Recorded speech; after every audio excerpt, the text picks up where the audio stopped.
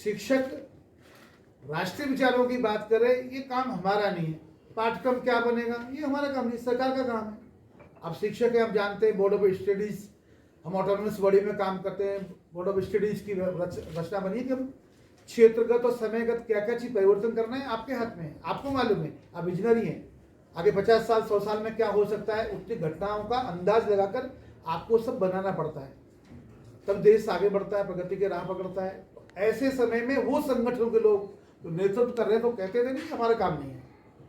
ऐसे लोगों के बीच में काम करना और काम करते करते अच्छी बातें कभी होती है समाज में, उसको प्रोत्साहन देना, देश के हित में कुछ बात होती है उसमें उत्साहवर्धन करना, उससे उन्होंने पल्ला झाड़ रखा था।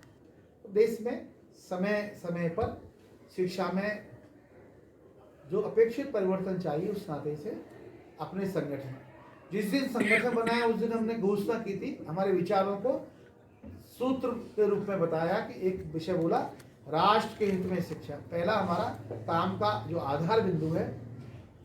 दूसरा बोला शिक्षा के हित में शिक्षक, तीसरा बोला शिक्षक के हित में समाज। ये विचारों की त्रिवेणी कुल मिलाकर हमारे ध्येय को अभिव्यक्त करती है। हमारा उद्देश्य इसमें समाहित है, हमारा जो लक्ष्य है इससे दिखाई देता है। इसको प्राप्त करने के लिए केवल जिंदाबाद मुर्दाबाद लगाने के लिए नहीं, डीसी है, मुख्यमंत्री है, शिक्षा मंत्री, नारे लगाकर नारों से पूर्ति करने के लिए ऑर्गेनाइजेशन नहीं। हम भी वैसे भी हम कभी नहीं कहते हमको स्ट्राइक करनी चाहिए, स्ट्राइक की क्या जरूरत, अपनी बात रखना और उसमें जीत हासिल करना। प्रश्न अगर सामने आता है तो शिक्षक कहता है हाँ समाधान मेरे पास है, ऐसी इस अभिव्यक्ति के साथ काम करना है। नहीं सरकार कुछ देती नहीं, केवल रोने का, वेतन कम मिल रहा है, भत्ते अभी मिले नहीं, एरियर का अता पता नहीं, जब भी मिलेंगे शिक्षा में रोने के लग जाएंगे। तो मैं समझता हूँ अपने विचारों के साथ काम करने वाला शिक्षक ही बोलेगा हाँ समस्या है, समाधान निकालने के लिए प्रयास भी करना है, वो तो हमारी जिम्मेदारी है वो ऑर्गेनाइजेशन के नाते से वो तो करना है। कहने की क्या जरूरत है, घर में बहुत सारे काम माताएं करती हैं, कोई कहता है माता जी का काम करती है, परंपरा है, उनको लगता है उनको ज़्यादा स्किल उसमें। तो ऐसे ही ऑर्गेनाइजेशन के नाते से हमको मालूम है हमको कौन कौन से काम करने हैं, वो करने ही है, उससे मुक्ति नहीं है, लेकिन उसकी चर्चा हम कम करते हैं। दिखाई देता है जो सरकार में कुछ अनाउंसमेंट होते हैं तब नए ये लोग मिलकर आए थे, वार्ता करते हैं, डायलॉग करते हैं, कभी कुछ बातों को लेकर कुछ कहासुनी भी होती है। कहासुनी यानी कमरे के बाहर नहीं जाती, वो अंदर ही करते हैं, क्योंकि सब अपने लोग हैं। सरकार में बैठे लोग दूसरे थोड़ी हैं, परदेशी लोग नहीं, अपने लोग हैं। हाँ, उनकी नीति में कुछ अंतर हो सकता है, काम करने की शैली में अंतर हो सकता है, जो ब्यूरोक्रेट्स बैठे हैं उनको काम करने का अलग तरीका है, वो कुछ और बात सोचते हैं।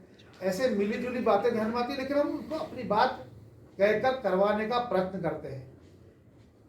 कभी कभी वहां पर काम करने वाले लोग प्रिजुडिस होकर अपने निर्णय संगठन को अलग प्रकार से देखते हैं। ये इसके कारण कभी कभी समाधान में देरी होती है या समाधान तुरंत नहीं होता है। तो शिक्षा में परिवर्तन है, उस नाते से जो चाहिए वो करेंगे, पहला हमारा सूत्र है। यानी हमने बोर्ड ऑफ स्टडीज के माध्यम से या जो भी उस काम के लिए पुस्तक रचना करना है या जितनी एजेंसी सरकार ने बनाई वहाँ अपना योगदान देना और वहाँ पर सहयोग करना, उस नाते से फिर पाठ्य पुस्तक और विचार के नाते से।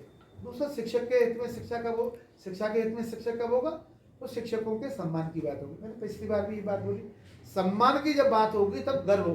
काम करते समय हम घर में कई बार बच्चों को उत्साह दिलाते हैं, मैं नहीं कर सकता, अरे नहीं तुम कर सकते, तुम बहुत बलवान हो, तुम तो हनुमान जैसे हो, तुम वैसे हो, बोलते हैं बच्चे को, उत्साहवर्धन करता है बच्चा, फिर सीढ़ियाँ चढ़ जाता है, पता नहीं क्या। ऐसा हमको समाज को भी प्रेरणा देनी है और उत्साहवर्धन करना है, लेकिन सरकार का भी दायित्व है कि उस शिक्षकों को भी उनका उत्साहवर्धन करे, सम्मानित करे, गौरव करे, गौरव गान करे, क्योंकि देश को दिशा देने वाले शिक्षक ही हैं, दूसरे नहीं हो सकते।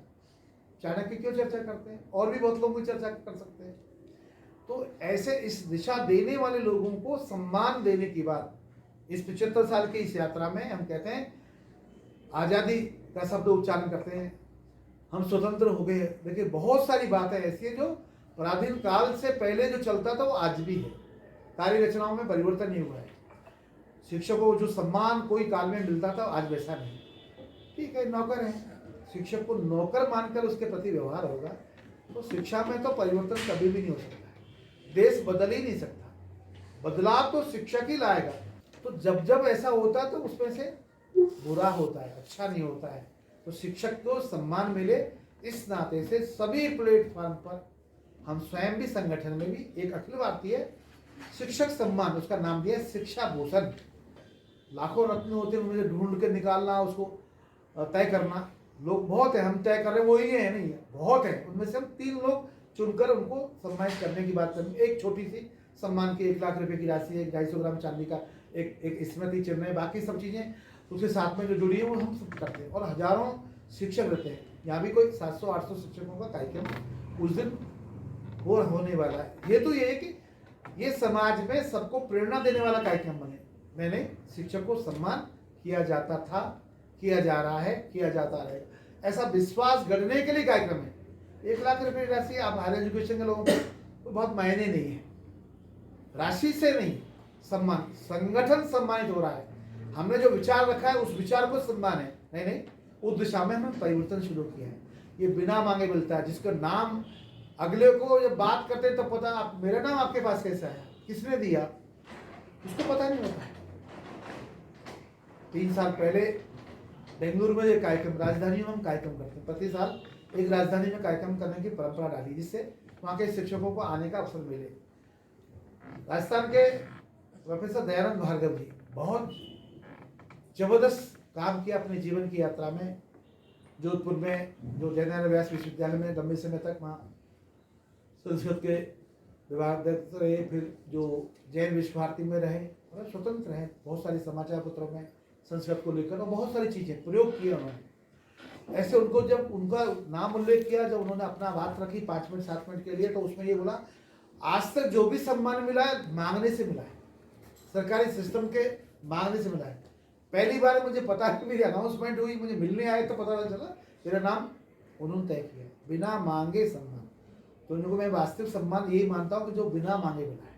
अपने संगठन में भी ऐसे नाम हम संगठन के माध्यम से मांगते हैं, वो नाम जो निकल कर आते हैं उनके आधार पर एक छोटी टोली उनके बाद निर्णय करती है, उनमें से 3 को ही कर पाते हैं, क्योंकि बड़ी राशि की अभी योजना हम नहीं कर सके, आने वाले समय में और शायद श्रेणी बनेगी और प्रकार बनेगा, उसमें से करेंगे। हेतु यही है, हम शिक्षक को सम्मानित करें।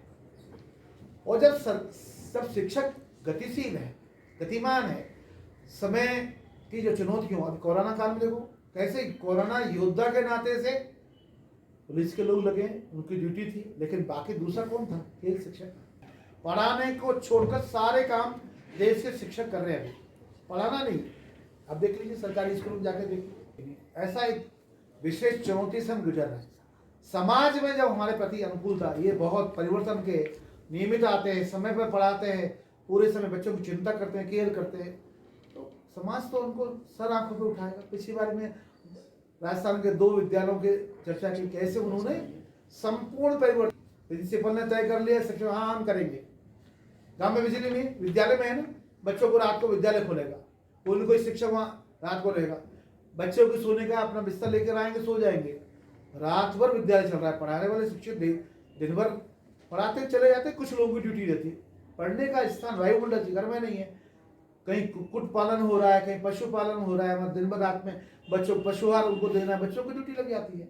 ऐसे में पढ़ने का वातावरण देना और पढ़ाने के दिन भर में उनको एक अच्छी शिक्षा के लिए शिक्षकों ने प्रयत्न किया। तो शिक्षक तो उत्तम कोटि का शिक्षक चुनता है, सरकारी क्षेत्र में जाता है, बच्चे कुछ प्राइवेट सेक्टर में जाते हैं। वो कहते हैं रिजल्ट वो अच्छा देते, क्यों देते हैं रिजल्ट अच्छा? उनको एक ही काम रहता है, केवल पढ़ाना। बच्चे तो इंटेलिजेंट होते ही। ऐसी विसंगति जहाँ जहाँ हो रहा है, हमारा ये सोचना है, सरकारों से वार्ता भी है, हम इस प्रकार का सरकार को समझाकर शिक्षक समाधान समाज का करेगा। समाधान निश्चित रूप से समाज सर आंखों पर रखेगा। जहाँ जहाँ ऐसा होता है वहाँ शिक्षक के साथ समाज है ही। मैं तो एक छोटे से गांव का मैं कहता हूँ, मेरे घर में बचपन से परंपरा है, गांव में कोई नया शिक्षक आया तो हमारे पिताजी उनको घर में भोजन के लिए बुलाते हैं। कोई उनकी कहीं दूसरी जगह ट्रांसफर हुआ है, उनकी विदाई कार्यक्रम में, परिवार में कार्यक्रम, हमारे गांव में राजस्थान का रहने वाला दाल बाटी चूरमा बनेगा, बाकी लोग आएंगे। शिक्षक आए नहीं, सम्मान की बात है। हमारे गांव में शिक्षक आए, जब तक 5 साल है, 7 साल है, 8 साल है, 3 साल है, तो मास्टर जी को कमरा भी निःशुल्क मिल जाएगा। आप कल्पना कर सकते हैं ये परंपरा से। लेकिन धीरे धीरे करके सरकार ने कहा ना, जैसे इस समय कालखंड गरीबी हम मिटाएंगे, सरकार ने घोषणा की, गरीबी तो नहीं, गरीब मिट गए, गरीबी तो नहीं मिटी। ऐसे गांव में भी कहा स्कूल हम बनाएंगे, तुमको कुछ नहीं करना, गांव के लोगों को दूर कर दिया। गांव का भवन भी जो स्कूल का गांव के लोग बनाते थे, 15 अगस्त 26 जनवरी मिठाई भी गांव के लोग बांटते थे। अगर वार्षिक उत्सव हुआ तो उसका भी पुरस्कार के सारी सामग्री गांव के लोग इकट्ठा करते थे, हमारे बच्चों को मिलेगी ना। कितने सारे स्कूलों में आज भी पेरेंट्स चिंता करते हैं, मेरे विद्यालय में एक अध्यापक है, हमारी बहन बेटी बहू पढ़ाएगी। ऐसा मैं देख रहा हूँ प्रवास करके, हमारे बच्चे पढ़ रहे हैं ना सरकारी विद्यालय में, कोई बात नहीं, सरकार ने एक दिया है, 4 की व्यवस्था हम करेंगे। ये सोच सकारात्मक, ये जब शिक्षक हम ठीक प्रकार का रहता है तो वो व्यवस्था करता है। हम ये चाहते हैं समाज का विश्वास जब तक अर्जित नहीं होगा तब तक समाज में परिवर्तन नहीं आएगा, वो शिक्षक ही करेगा। हम अभावों का रोना नहीं रोएंगे, ऐसा परिवर्तन ये संगठन की एक राह है। झंडा उठाकर हम खड़े हो गए चौराहे पर, ठीक है, हमको सरकार से वार्ता करनी, सरकार के संगठन के जो लोग हैं वहां जाकर वार्ता करेंगे, जो लड़ाई लड़नी है वो लड़ेंगे, गाली गलौज से नहीं, भद्दी भाषा से नहीं। शिक्षक है ना, हमारा स्तर है, हम प्रोफेसर है, एसोसिएट प्रोफेसर है, असिस्टेंट प्रोफेसर है, तो हमारी बोली भाषा कैसी होगी। ऐसा करते हुए देश में ये 3 विषयों को लेकर हम चलें, उनमें धीरे धीरे आगे बढ़ने का प्रयास और परिवर्तन का जो एक आंदोलन चलता था, चाहे जो मजबूरी हो, उसे अलग हटकर हम परिवर्तन के एक सकारात्मक संवाद बनेंगे, वो ही हमारा काम है। जितनी इकाइयां देश में काम करती हैं, काम करते समय कुछ छोटे बड़े आंदोलन करने पड़ते हैं, लेकिन आंदोलन ऐसा नहीं है कि हम अपने पैरों में कुल्हाड़ी मार दें। नहीं, एग्जाम नहीं लेंगे, क्यों नहीं लेंगे? शिक्षक एग्जाम को बाइकआउट कैसे कर सकता है?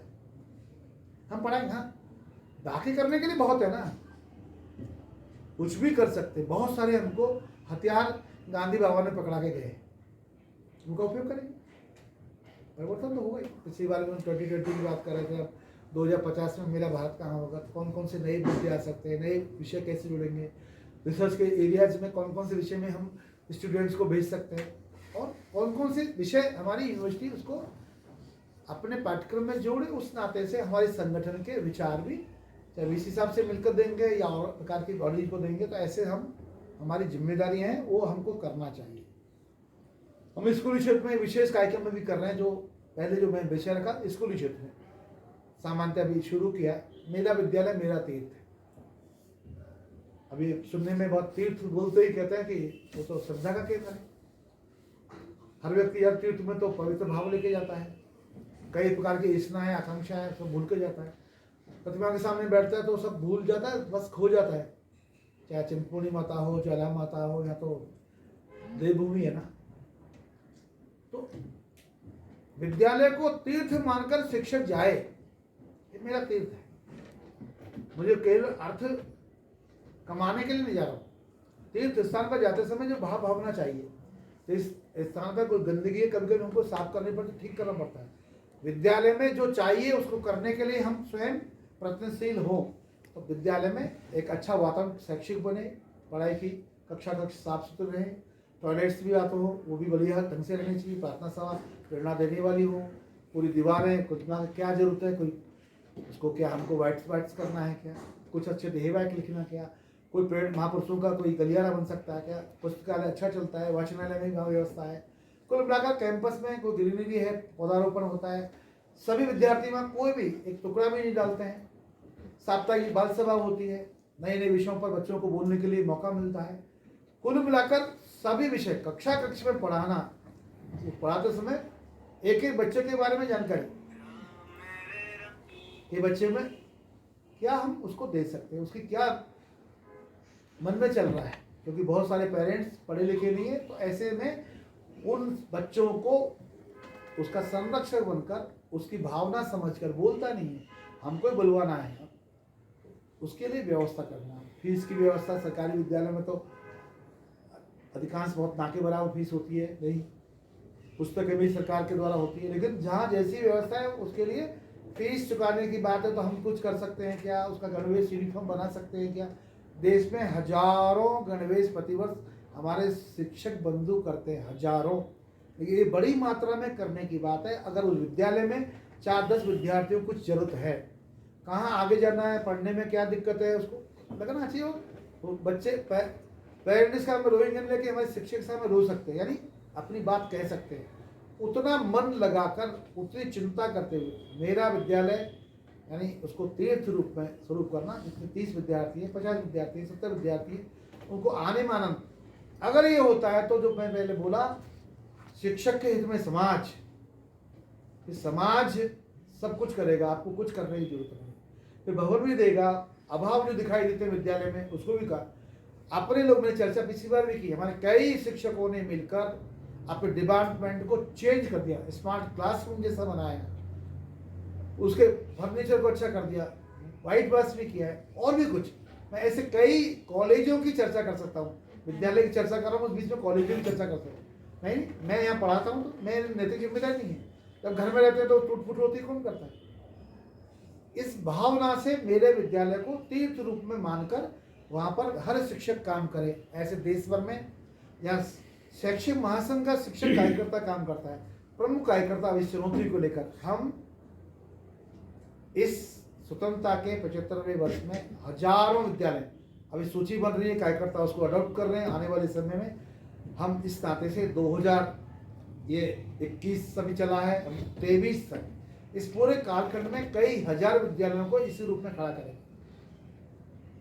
सब प्रकार को जाने की इच्छा बने, पेरेंट्स को आने की इच्छा बने, वो आपके साथ में चलना शुरू किया। कुल मिलाकर बाकी सरकारी सुविधाएं, व्यवस्थाएं क्या हैं, उसके लिए प्रयास करना है, लेना है, वो बहुत सारी टेक्निकल कुछ विषय रहते हैं, बहुत सरकार की योजना, लेकिन विद्यालय को मालूम नहीं होता, वो करने के लिए भी कुछ कार्यकर्ता काम होते, लेकिन वो महत्वपूर्ण नहीं रखा हमने। हमको अपने प्रश्नों से जो हम परिवर्तन स्वयं कर सकते हैं, उतनी बातें। ऐसे संस्थानों को भी हम हायर एजुकेशन में भी आने वाले समय चर्चा कर क्या कर सकते हैं, कैसे उसको अडॉप्ट कर सकते हैं, वो विचार कर रहे हैं अभी विद्यालयों